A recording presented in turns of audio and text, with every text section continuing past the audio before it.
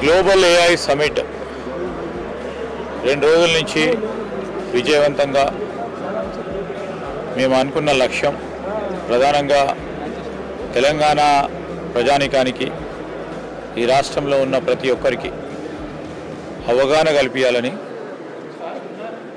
ఈ ఏఐ సంబంధించిన అనేక అంశాలు కూడా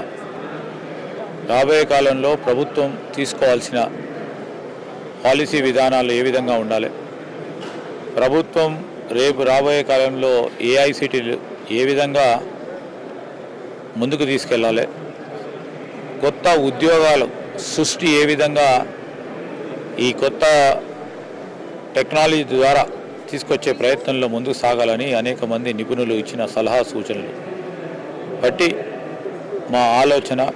మా ప్రక్రియ, మా విధానాన్ని ముందుకు కొనసాగిస్తాం.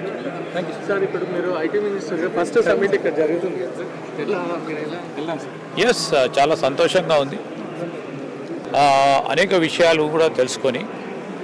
ఈరోజు రాష్ట్ర ప్రజలకు సంబంధించిన ప్రయోజనాలని పెద్ద ఎత్తున ముందుకు తీసుకెళ్ళి సేవా రంగానికి సంబంధించి,